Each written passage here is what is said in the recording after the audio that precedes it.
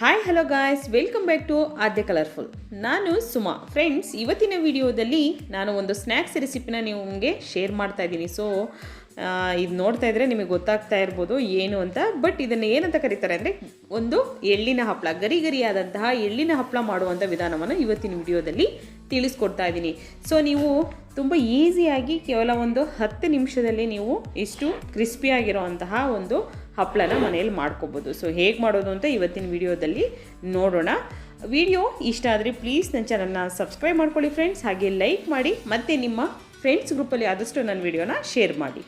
Okay, so ಇವಾಗ ನಾವು ಎಳ್ಳಿನ ಹಪ್ಪಳ ಮಾಡೋದಕ್ಕೆ ಮೊದಲನೇದಾಗಿ ನಾನು ಇವಾಗ ಒಂದು ಪ್ಯಾನ್ ಇಟ್ಕೊಂಡಿದ್ದೀನಿ. ಸೊ ಈ ಪ್ಯಾನಿಗೆ ಇವಾಗ ನಾನು 1 ಕಪ್ ಆಗುವಷ್ಟು ಎಳ್ಳನ್ನು ತೊಗೊಂಡಿದ್ದೀನಿ, ಬಿಳಿ ಎಳ್ಳು. ಸೊ ಓಕೆ, ಬಿಳಿ ಎಳ್ಳಿಗೆ ನಾನು ಇವಾಗ ಇದನ್ನು ಸ್ವಲ್ಪ ನಾವು ಡ್ರೈ ಫ್ರೈ ಮಾಡ್ಕೊಳ್ಳೋಣ. ಓಕೆ, ನಾವು ಎಳ್ಬೀರೆಲ್ಲ ಮಾಡಬೇಕಾದ್ರೆ ನಾವು ಉಪಯೋಗಿಸ್ತೀವಲ್ಲ, ಸೊ ಆ ಥರ ಫ್ರೈ ಮಾಡ್ಕೋಬೇಕಷ್ಟೇ. ಇದನ್ನು ಸ್ವಲ್ಪ ನೋಡಿ, ನಾನು ಇವಾಗ ಹಾಗೆ ಅದನ್ನು ಡ್ರೈ ಫ್ರೈ ಮಾಡ್ಕೋತಾ ಇದ್ದೀನಿ. ಸೊ ಇವಾಗ ಇದೆಲ್ಲ ಆಗಿದೆ ಕರೆಕ್ಟಾಗಿ. ಸೊ ಇದನ್ನು ಒಂದು ಇವಾಗ ತಟ್ಟೆಗೆ ತೆಗೆದಿಟ್ಕೊಳ್ಳೋಣ. ಓಕೆ ಫ್ರೆಂಡ್ಸ್, ನಿಮಗೆ ಗರಿ ಗರಿಯಾಗಿ ಬರಬೇಕು ಅಂತಂದರೆ ಈ ನಾನು ಮಾಡುವಂತಹ ಪ್ರೊಸೀಜರಲ್ಲೇ ನೀವು ಖಂಡಿತವಾಗ್ಲೂ ಎಳ್ಳಿನ ಹಪ್ಪಳ ಮಾಡಿದ್ರೆ ಖಂಡಿತ ನಿಜವಾಗ್ಲೂ ತುಂಬ ಸಖತ್ತಾಗಿ ಬರುತ್ತೆ. ಓಕೆ ನೋಡಿ, ಇವಾಗ ನಾನು ಒಂದು ತಟ್ಟೆಗೆ ಅದನ್ನು ತೆಗೆದಿಟ್ಕೊಂಡಿದ್ದೀನಿ. ಇಲ್ಲಿ ನಾನು ಒಂದು ಮಣೆ ತೊಗೊಂಡಿದ್ದೀನಿ ಮತ್ತು ಚಪಾತಿ ಲಟ್ಸೋವಂಥ ಅದನ್ನು ಕೂಡ ತೊಗೊಂಡಿದ್ದೀನಿ. ಇವೆರಡಕ್ಕೂ ಕೂಡ ಈಗ ಫಸ್ಟೇ ನಾವು ಆಯಿಲ್ನ ಹಚ್ಚಿ ಬಿಟ್ಬಿಡೋಣ. ಸ್ವಲ್ಪ ಎಣ್ಣೆ ಹಚ್ಚಬೇಕು ಇದಕ್ಕೆ. ಯಾಕೆ ಅಂತಂದರೆ ನಾವು ಆಮೇಲೆ ಹಾಕಬೇಕಾದ್ರೆ ಅದು ಅಂಟ್ಕೊಳ್ಳುತ್ತೆ, ಮತ್ತು ಎಣ್ಣೆ ಅವಾಗ ಹಚ್ತೀವಿ ಅಂದರೆ ನಮಗೆ ಟೈಮ್ ಸಿಗೋಲ್ಲ. ಸೊ ಹಾಗಾಗಿ ಫಸ್ಟೇ ಇದನ್ನು ರೆಡಿ ಮಾಡಿ ಇಟ್ಕೋತಾ ಇದ್ದೀನಿ ನಾನು. ಓಕೆ ನೋಡಿ, ಹೀಗೆ ಎಣ್ಣೆ ಹಚ್ಚಿ ಬಿಟ್ಟಿದ್ದೀನಿ. ಸೊ ಈಗ ಪ್ಯಾನಿಗೆ ನಾನು 1 ಕಪ್ ಆಗೋಷ್ಟು ಸಕ್ಕರೆನ ಹಾಕ್ಕೊಂಡಿದ್ದೀನಿ. 1 ಕಪ್ ಸಕ್ಕರೆಗೆ ನಾನು ಇಲ್ಲಿ 2 ಸ್ಪೂನ್ ಆಗೋಷ್ಟು ನೀರನ್ನು ಮಾತ್ರ ಆ್ಯಡ್ ಮಾಡ್ತಾಯಿದ್ದೀನಿ. 2 ಸ್ಪೂನು, ಜಾಸ್ತಿ ಅಂತೂ ಬೇಡ. ನೀವು 1 ಸ್ಪೂನ್ ಹಾಕಿದ್ರೂ ನಡೆಯುತ್ತೆ, ಪ್ರಾಬ್ಲಮ್ ಇಲ್ಲ. ಓಕೆ, ಸೊ ಇವಾಗ ನೀಟಾಗಿ ಇದನ್ನು ಮಿಕ್ಸ್ ಮಾಡೋಣ. ಸೊ ನೋಡಿ, ಆ ನೀರಿನ ಅಂಶ ಎಲ್ಲ ಹೋಗ್ಬಿಟ್ಟು ಈ ಥರ ಗಟ್ಟಿ ಆಗ್ತಾ ಬರುತ್ತೆ. ಗಟ್ಟಿಯಾಗಿ ಹಾಗೇ ಫ್ರೈ ಮಾಡ್ತಾಯಿರಿ, ಆಗ ನೋಡಿ ಈ ಥರ ಮೆಲ್ಟ್ ಆಗುತ್ತೆ ಸಕ್ಕರೆ. ಓಕೆ, ನೋಡ್ತಾ ಇರ್ಬೋದು ನೀವು, ಹೀಗೆ ಅದು ಮೆಲ್ಟ್ ಆಗ್ತಾ ಹೋಗುತ್ತೆ.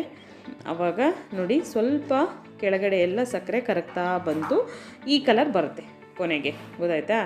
ಈಗ ಪೂರ್ತಿ ಸಕ್ಕರೆ ಕರಗಿ ಇವಾಗ ಈ ಕಲರ್ ಬಂದಿದೆ ಫ್ರೆಂಡ್ಸ್. ಓಕೆ, ಇದಕ್ಕೆ ನಾವು ಇವಾಗ ಸ್ವಲ್ಪ ಗಟ್ಟಿಯಾದ ನಂತರ ಈಗ ನಾನು ಇದಕ್ಕೆ ಎಳ್ಳು ಹಾಕೋತಾ ಇದ್ದೀನಿ.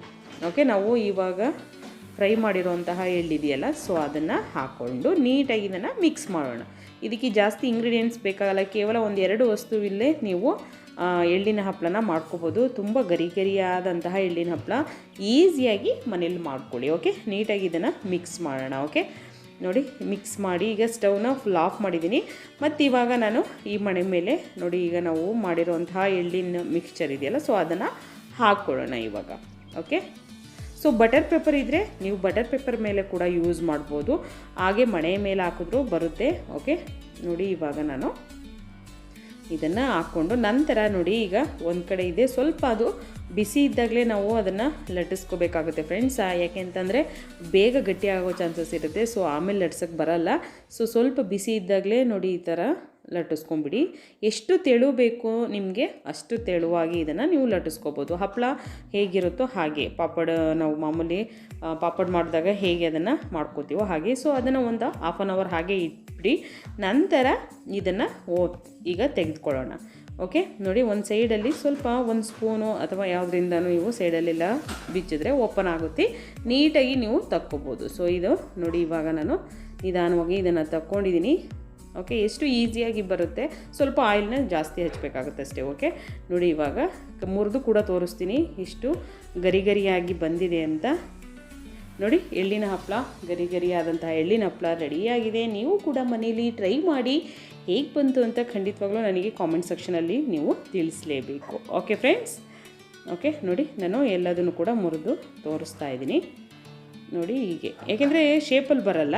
ಸೊ ನಾವು ಪಾಪಡ್ ಮನೆಯಲ್ಲಿ ಹೇಗೆ ತಿಂತೀವೋ ಹಾಗೆ ಮುರಿದು ತಿನ್ಬೋದು. ಓಕೆ, ವಿಡಿಯೋ ಇಷ್ಟ ಆದರೆ ಪ್ಲೀಸ್ ನನ್ನ ಚಾನಲ್ನ ಸಬ್ಸ್ಕ್ರೈಬ್ ಮಾಡ್ಕೊಳ್ಳಿ, ಲೈಕ್ ಮಾಡಿ ಮತ್ತು ಶೇರ್ ಮಾಡಿ. ಇವತ್ತಿನ ವಿಡಿಯೋನ ಇಲ್ಲಿಗೆ ಮುಗಿಸೋಣ. ಬಾಯ್, ಸಿ ಯು, ಟೇಕ್ ಕೇರ್.